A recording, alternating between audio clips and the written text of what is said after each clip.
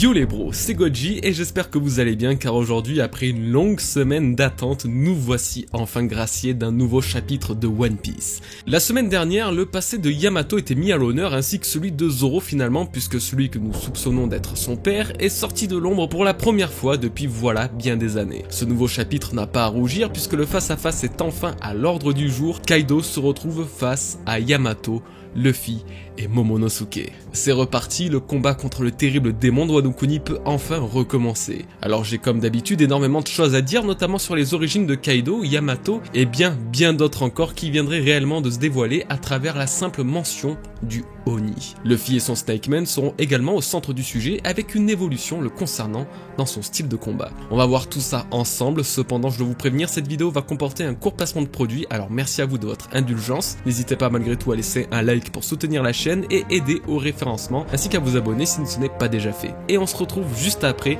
pour le début de cette review. Avant que cette vidéo ne commence, laissez-moi vous présenter à nouveau un certain jeu que vous connaîtrez peut-être, Raid Shadow Legends. Raid Shadow Legends. Effectivement, ça fait longtemps. Raid Shadow Legends est un RPG sur mobile à l'immense communauté cumulant plusieurs millions de joueurs à travers le monde. Un monde médiéval et heroic fantasy dans lequel vous allez collectionner plus de 600 champions uniques en leur genre pour venir à bout d'une pléthore de boss tous autant spéciaux, comme par exemple Sir Galaros, le gardien du donjon des arcanes. Loin des dragons et autres boss sanguinaires, Galaros lui se contente juste de conserver les écrits arcaniques si précieux et sacrés. Un bon gars qui mérite une bonne augmentation par son patron. Pour le vaincre, lui et les autres, vous allez devoir créer votre propre équipe et comme je le disais, c'est pas le choix qui manque. Que ce soit Tenazil, Lydia ou encore Jintoro qui est mon gros coup de cœur, tous sont obtenables pour créer la team qui vous correspond. Grâce à elle, vous pourrez affronter d'autres joueurs dans l'arène, terminer un maximum de donjons et rafler leur butin, ou bien vous frayez un chemin parmi les meilleurs joueurs de votre clan. Si vous êtes courageux, vous pouvez tenter de venir à bout de la Tour des Malheurs et de ses deux nouveaux boss, Astranix et Bomal, introduits dans la dernière mise à jour. C'est justement la grande force de Raid Shadow Legends, les nouveautés tous les mois. En ce moment, un événement très spécial a lieu, les Super Raid, une toute nouvelle fonctionnalité qui vous permet de doubler vos récompenses et ainsi augmenter incroyablement votre vitesse de progression, ce qui est idéal pour les nouveaux joueurs. Et si justement vous voulez faire partie de ces nouveaux, ça tombe bien, avec le lien dans la description ou même en scannant ce QR code, vous commencerez votre aventure avec un avantage considérable en récupérant le champion épique Shonoru, 200 000 d'argent, un boost d'XP, une recharge d'énergie et un éclat antique pour pouvoir invoquer un incroyable champion une fois en jeu. Ce fabuleux butin vous attend ici même et dépêchez-vous car ces récompenses ne seront disponibles que pour les 30 prochains jours et uniquement pour les nouveaux joueurs. Alors maintenant n'hésitez plus, on vous attend en jeu. Merci à vous et à Raid Shadow Legends d'avoir sponsorisé cette vidéo. Précédemment, un clash de rois eut lieu entre Yamato et Kaido, tous deux ayant utilisé leur Jaime Hake dans un torrent d'éclairs de Haki. C'est aujourd'hui que le résultat de ce choc nous est dévoilé et seul Kaido a subi des dégâts, le visage ensanglanté, tandis que Yamato est intact, ou presque. Grâce à sa technique Kagamiyama, un bouclier de cristal est venu recouvrir sa peau, absorbant les dégâts de la terrible attaque de Kaido. S'ensuit un échange de coups entre le père et son enfant, Yamato dévoile une puissance accrue à mesure qu'elle combat et parvient même à mettre à terre celui pourtant considéré comme invincible. Et bien que cela soit absolument incroyable de voir une telle scène quand on connaît la résistance légendaire de Kaido, ce sont plutôt les paroles de ce dernier qui viendront m'intéresser. Peu importe combien d'autres noms tu utilises ou si tu essayes de devenir un samouraï, tu ne pourras pas nier que tu es le fils de Kaido. Tu as encore du sang de Oni dans ton corps. Après un nouvel échange entre Yamato et Kaido, ce dernier répète à nouveau: tu es l'enfant d'un Oni. Tu dois régner sur les humains par la force et non pas t'entendre avec eux. C'est là ton seul destin, Yamato. Cette première partie, bien qu'assez vite résumée, était largement plus forte qu'aucune autre depuis qu'Yamato et Kaido s'affrontent. La puissance déployée des deux côtés est terrifiante et cette mention du Oni attire ma curiosité. Grâce à cela, je peux peut-être mieux comprendre les véritables intentions de Kaido, pourquoi Yamato est son seul espoir, mais surtout pourquoi les Oni sont si importants aujourd'hui et dans le monde de One Piece en général. Oui, cette espèce serait connectée à travers le monde entier et cela juste sous nos yeux depuis une vingtaine d'années. Alors laissez-moi vous expliquer à nouveau. Les Oni, dans le folklore japonais, sont considérés comme des ogres, des démons à la peau bleue, rouge ou même verte. Longtemps fuis de par leur aspect terrifiant et leur brutalité sanguinaire, ils étaient l'incarnation du monstre ennemi de l'humain. Leur apparence, eh bien, regardez Kaido et vous avez là un Oni. Des cornes, un pagne, une taille gigantesque et surtout un kanabo, cette massue si emblématique. Kaido a donc toujours été la symbolisation parfaite du Oni, et ce depuis son introduction, au point que l'on supposait, avant la révélation de son fruit du démon, qu'il avait le Zoan de l'Oni. Quoi qu'il en soit, les paroles de Kaido semblent révéler que les Oni sont une véritable race à part entière dans le monde de One Piece, et non une simple référence physique comme nous avions pu le croire, puisque c'est ce sang qui coule dans ses veines et celle de son enfant. Les Oni seraient à l'image des hommes poissons, des Lunaria, des Minx et j'en passe, une ancienne tribu, une ancienne civilisation. Mais le plus troublant est que cette race antique était sous nos yeux depuis le début, et l'une de ses principales figures ne serait nulle autre que le géant démoniaque capturé par Gecko Moria, Oz le démon. Oz ne serait ni plus ni moins qu'un membre de l'espèce des Oni. Sa tenue similaire, sa peau rouge, ses cornes et la dénomination de démon, le sang d'Oni mentionné par Kaido ne serait rien d'autre que le sang de ceux qu'on appelle Oz, mais qui sont en réalité une ancienne espèce mythique appelée Oni. Yamato serait alors l'une des descendantes éloignées, tout comme Kaido, de cette espèce démoniaque, mais ce n'est pas tout. L'année dernière, j'ai eu le plaisir d'avoir revisité avec vous et en intégralité les 12 sets de Vipcard sortis au Japon et dévoilant un bon nombre d'informations inédites sur One Piece, et notamment des personnages secondaires. Pour la première fois, nous avons pu en savoir plus au sujet de Oz et Oz Junior qui feraient partie d'une race connue comme les anciens géants, des géants à l'apparence démoniaque et 4 fois plus grands que la normale. Ils possèdent également en eux un facteur de linéage démoniaque et seraient âgés de plusieurs siècles. Le fait qu'ils soient appelés anciens géants laisse alors sous-entendre que les géants de nos jours, beaucoup plus petits que ces derniers, soient tout simplement leurs descendants directs. Une mutation génétique aurait alors transformé les géants antiques, donc la race des Oni, en géants que nous connaissons aujourd'hui. Leur apparence est plus humaine, leur taille est plus petite, mais leur origine viendrait des Oni en personne. Là n'est pas le plus incroyable. Dory et Brogy, les deux géants ayant introduit leur espèce dans One Piece, et aux yeux des lecteurs, ont comme surnom le démon rouge et le démon bleu. Exactement comme le mythe des Oni japonais à la peau rouge et à la peau bleue. Oda, il y a 20 ans, avait déjà sous-entendu l'appartenance des géants à une race de démons légendaires, les Oni. Ce n'est pas tout. Oz est considéré comme un démon, le démon, celui créateur d'une terre de bandits dont il était le chef. Son nom japonais et les caractères utilisés dans celui-ci sont exactement les mêmes que pour le dieu de la mythologie nordique, Thor. Et à ce jour, seuls les géants d'Elbaf sont liés aux mythes nordiques et scandinaves, et ironiquement, le nom de Oz l'est également. Les géants seraient les descendants lointains des Oni, tout comme Oz, datant d'il y a plusieurs centaines, voire milliers d'années. Mais cette mystérieuse race de Oni ne compte pas seulement Oz, Oz Junior ou encore des descendances lointaines comme Kaido et Yamato ou les géants. Non, d'autres membres, différents de ceux que je viens de citer, sont apparus dans One Piece. Ce sont les Numbers et les Yeti-Cool Brothers. Dans les Vipcard, les Yeti-Cool Brothers sont considérés comme faisant partie d'une mystérieuse espèce de géant. Un véritable arbre généalogique commence alors à se former, puisque les Oni auraient comme descendants diverses espèces de géants, différentes les uns des autres. Pourtant, une espèce sont sans doute les plus proches d'eux, et il s'agirait, comme je viens de le mentionner, des Numbers. Ils sont littéralement considérés, à l'image de Oz et Oz Junior, comme des essais ratés de l'espèce des anciens géants. Mais le plus important est que chacun d'entre eux, sauf ceux ayant l'apparence humaine se rapprochant des géants que nous connaissons, ont le kanji du Oni, soit le même que Kaido vient d'utiliser dans ce chapitre, dans leur nom. En somme, chacun des Numbers, excepté Hacha et Kunyun, très proches d'une apparence humaine, sont considérés comme des Oni. Et l'ironie de la chose veut que Kaido se soit intéressé à eux pour les acheter, bien qu'il n'ait aucun fruit du démon animal comme le reste de son équipage, pour la simple et bonne raison que pour lui, les Oni sont ceux qui peuvent l'aider à gouverner sur les humains. Le gouvernement a bien essayé de réanimer la race des Oni sur Punk Hazard pour dominer le monde par leur force légendaire. Kaido a voulu faire de même en récupérant les essais dits ratés de l'espèce, dont il descend,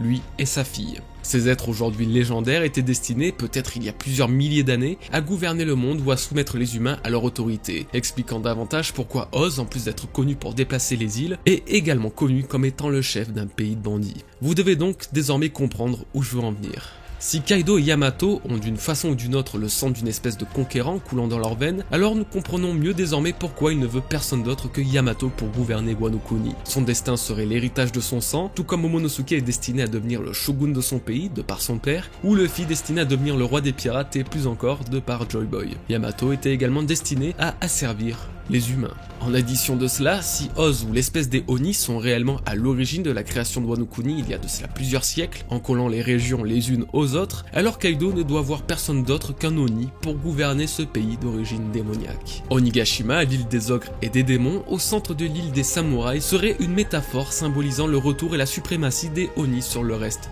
des humains. Aujourd'hui, nous sommes typiquement dans une confrontation de l'ancien monde antique face au nouveau. Les races éteintes à l'origine de ce qu'est Grand Line aujourd'hui aujourd'hui continuent de remuer les vagues et forcent leurs descendants à découvrir leurs plus grands secrets ou bien à combattre pour se libérer des chaînes du destin. Quoi qu'il en soit, l'appartenance de Yamato à une espèce unique et antique du monde de One Piece peut également conforter l'hypothèse de son introduction dans l'équipage. Un squelette, un animal, un cyborg, un homme poisson, un homme modifié génétiquement, l'apparition et l'entrée d'une descendante d'une ancienne race démoniaque et éteinte serait à l'image de l'équipage de Luffy, unique et surtout sans frontières. Mais pour ne rien vous cacher, ce qui m'a fait le plus sourire est de savoir que dans la culture japonaise, les Oni sont chassés et éloignés par des statues de singes et les temples protégés par des statues de chiens-lions. Alors quoi que Kaido veuille faire ou veuille dire, son destin n'est décidément pas de l'emporter face à des adversaires possédant le fruit du canidé ou le nom d'un primate. Cette partie aura pris beaucoup de temps et pourtant je me réserve, la prochaine fois que j'en parle ça sera dans la vidéo que je vous ai promis sur les Lunaria, je vais tâcher de vous offrir un travail digne de ce nom et de qualité. Nous pouvons donc désormais passer à la suite de la review.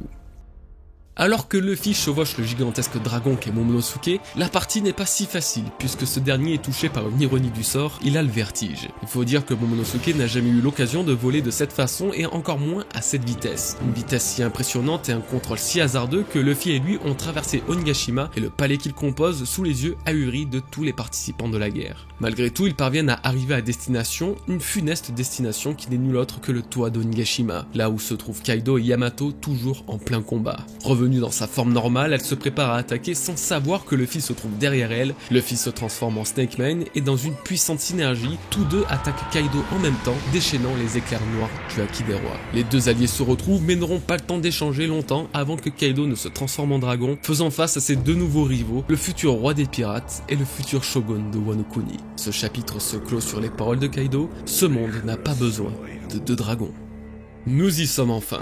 Luffy retrouve Kaido après avoir été éjecté de Onigashima. Nous avons là normalement le tout dernier round du combat qui libérera Wano Kuni et l'ouvrira au reste du monde pour la première fois depuis des siècles. Mais avant tout, voyons ce que signifie vraiment cette scène finale face à Kaido. La présence et la confrontation de deux dragons sur le toit d'Onigashima est très amusante puisqu'il semble qu'Oda se soit inspiré d'une peinture provenant d'un lieu qu'il a visité il y a de cela 4 ans. Comment ai-je toutes ces informations? Eh bien il se trouve que dans le One Piece Magazine volume 6 dévoilé en 2019 au Japon et fin 2020 en France. Dans celui-ci se trouvait une rubrique spéciale Wano Kuni et une histoire racontant qu'Oda était allé en 2017 visiter des lieux culturels propres au Japon en prévision de l'arc qui allait approcher, celui de Wano Kuni. C'est au temple de Kenninji à Kyoto que se trouve une fresque ayant vraisemblablement passionné le maître, mettant en scène les deux dragons jumeaux. Momonosuke ayant un fruit du démon directement cloné de celui de Kaido, est-ce réellement une exagération de les considérer comme identiques? Eh bien non, pas tellement, et c'est peut-être en voyant cette fresque qu'Oda a eu l'idée de dessiner cette scène que nous voyons aujourd'hui même, ainsi que de nommer ce chapitre les dragons jumeaux.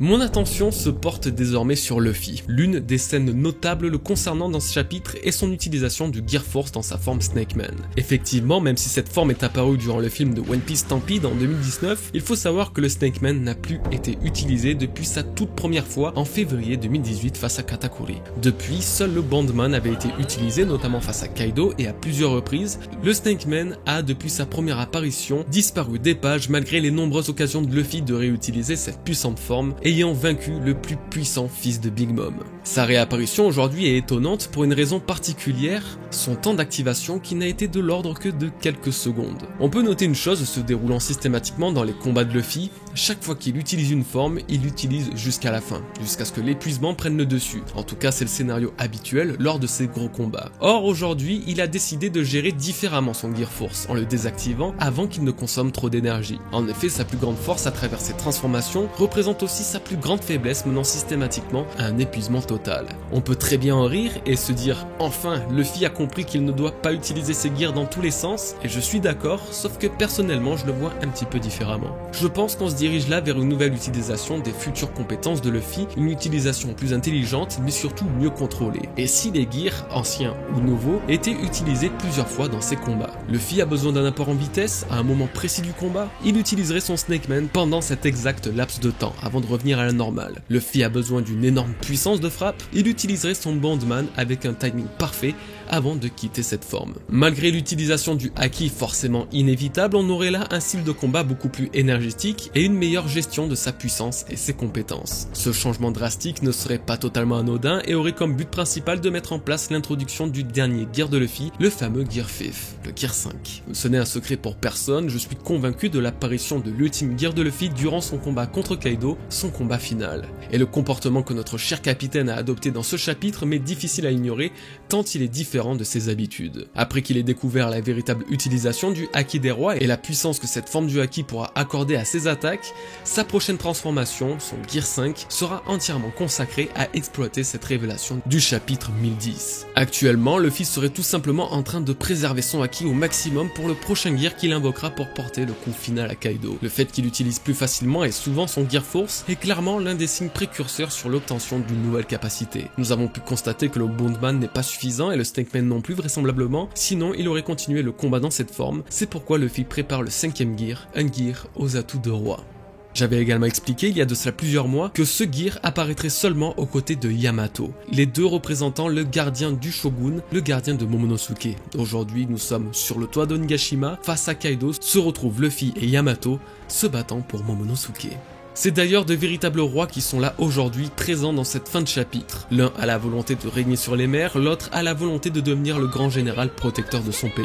Luffy et Momonosuke face à Kaido dévoilent leurs rêves mais surtout leur objectif bloqué par l'empereur sur leur route. Le premier combat du prince des Kozuki est sans aucun doute le plus décisif qu'il n'aura jamais à livrer, alors que pour Luffy il ne s'agit là que d'une nouvelle étape sur sa conquête des mers. Yamato quant à elle devra briser les autres chaînes le reliant à son père, des chaînes n'étant pas visibles et présentes depuis son premier jour dans ce monde. Merci à tous d'avoir regardé cette review, j'espère sincèrement qu'elle vous aura plu. Si c'est le cas, n'hésitez pas à commenter, à me le faire savoir. N'oubliez pas que vous pouvez me rejoindre sur Twitter, sur notre serveur Discord, ou encore TikTok et Instagram. Voilà, je vous souhaite un excellent week-end les bros, je vous remercie et je vous dis à la semaine prochaine pour une nouvelle vidéo. Prenez bien soin de vous et de vos proches. Peace.